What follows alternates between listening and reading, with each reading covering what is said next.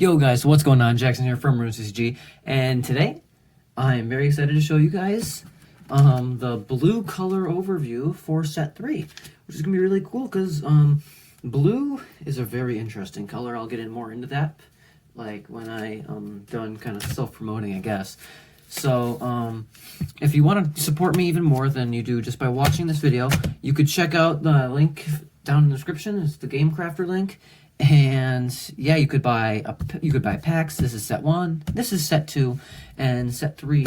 I'm not sure when I'm gonna release it, but yeah, you could also get a starter deck like this one. This is the blue starter deck. So yeah, there are red, blue, and green. So yeah, if you want to support me just like that, it really helps me out, and it helps me like make more videos and do more pack opening videos. So yeah, definitely, if you really want to help me, why don't you check it out? And also, if you haven't already, please make sure to subscribe. Not many people, like I think it's like, I have such a low percentage. It's like 14% of the people who watch my videos are subscribed, and I think that's kind of ridiculous. So if you can you please subscribe? That'd be really nice. Thank you.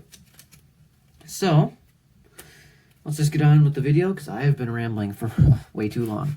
So, first up, we can go over set 1, then we'll go through set 2, then set 3, of course. So, first up, in set 1, blue was easily the most overpowered color, by far. It used cards that did damage when they were played, and it kind of just overwhelmed your opponent and made it so they couldn't really set things up. Obviously, it's not as strong of a power, as like those aren't that great of abilities anymore, especially now in set 3, but still is quite strong. So first card we have is Meltka. Also, if you want to pause the video at any time, I'm only going to be really reading their names, and if anything significant comes up, like in the meta-wise, I will go over them a little bit more in depth, because blue is a very meta color, unlike really any of the other colors we've gone through so far. Like, blue and black are kind of the best, at least right now. But hopefully in set 3 it'll just shake things up. So we got Meltka, really strong card.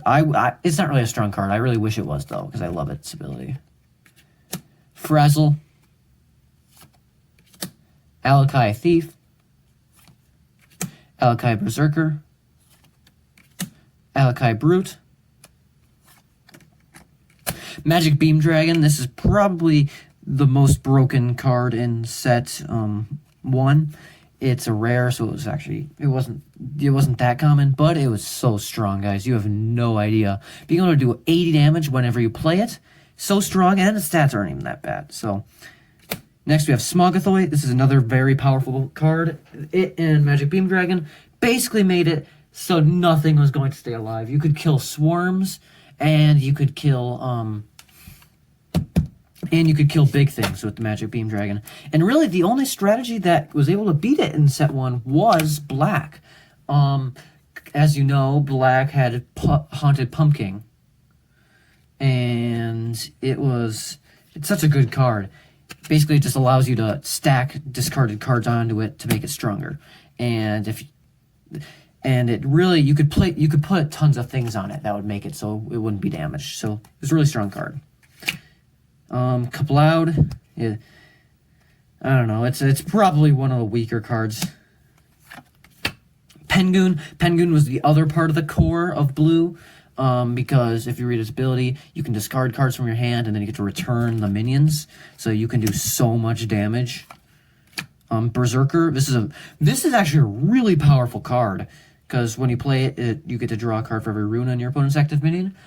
It's so good. Blue in set 1 was really broken. Mort, the worst card in the game. And Icht. So, yeah. Blue is an interesting color.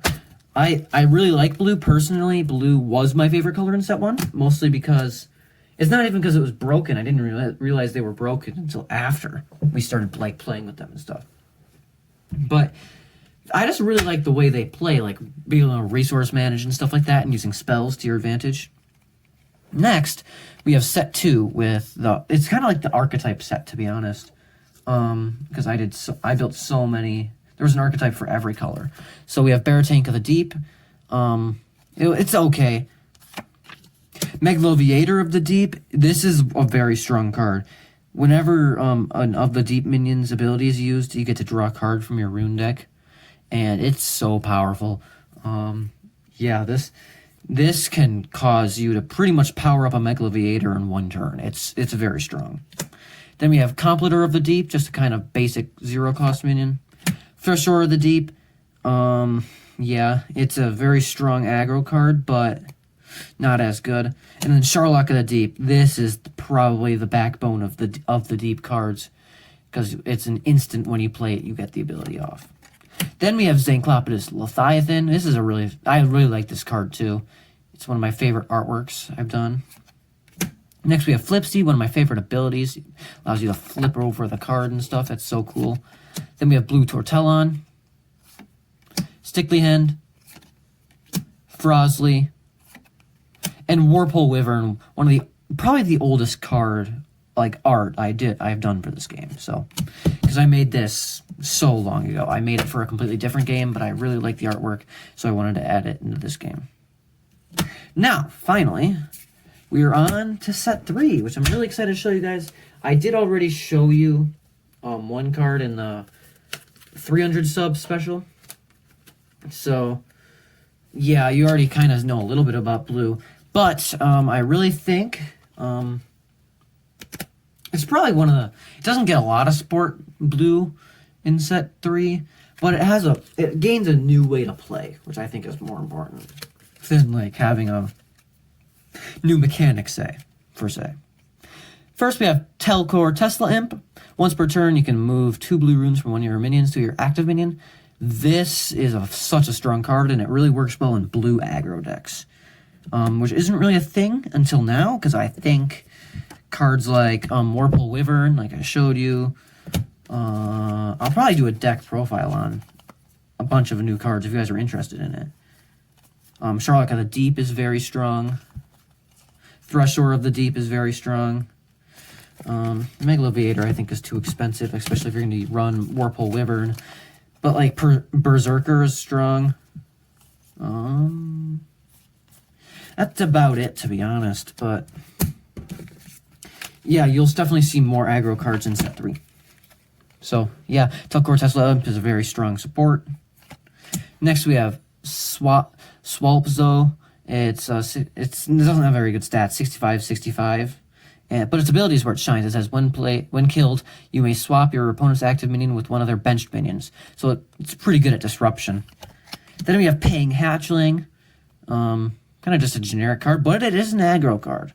Like, if it's a kind of tanky aggro card, but it's still an aggro card. It's definitely something I could see using. Then we have Protect Triangle, and it says minions with blue runes attached to them gain 30 HP and cannot be damaged by other minions' abilities. So this makes it so blue decks, if you have a blue aggro deck and you run Protect Triangle, sometimes these names, guys, I name them, but I can't even pronounce. But if you run this in a blue deck and you run up against another spell or like a ability deck that's blue, this can actually kind of protect you, and it protects you from a lot of things. So it's pretty strong, actually. Then we have Cybortle, kind of a defensive blue card, but then we have Tenhoon, another defensive card, even more so, to be honest. Cybortle's a better mix. Sticky Blorb, I love this card. It has 180 HP, 40 attack, and its ability says this minion may have any amount of items attached to it. When this minion is attacked, if the attacker has an item attached to it, attach that item to this minion instead. Basically, it sucks up all the items that are like attached to it, like it says like it is in the art, and it's so cool. I love this card. I think it's probably one of my favorite defensive pieces, and it's so cool. Next, we have Brainiac Z.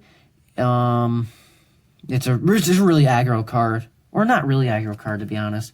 But its ability is pretty strong. It says once per turn you can attach a blue rune from your discard pile to this minion, so it's kind of has free attack cost a little bit. Then we have Paying Warrior, a very strong just overall card, 180 in both stats. That's insane. especially for 3 cost. And I really like the Pangs. There's only 3 of them. I showed you the last one in it too. But then we have Telcor Tesla Beast, probably a better aggro card than Warpole Wyvern, because it has, well, maybe, I don't know. It really just depends on how you look at it, because it really just depends, yeah. And then Paying Emperor, I love this card so much. It's not even, Paying isn't even that good. Like, the 2 other Paying cards are pretty strong, but then this one isn't all that great. It has 250 HP, which is pretty good, and 100 attack, which isn't as good. But its ability says, once per turn, all other Paying minions gain 20 HP and attack. I might have to buff this, I think, but I kind of like it not being all that strong. I like the collectible sense of it. Next, and well, the final card actually is Puppet Master, which is really interesting. It has 200 HP, 200 attack, and which is really weak for a 5 cost. But its ability says, the first time this minion is attacked, that attack does 0 damage. Basically has a free 1 attack.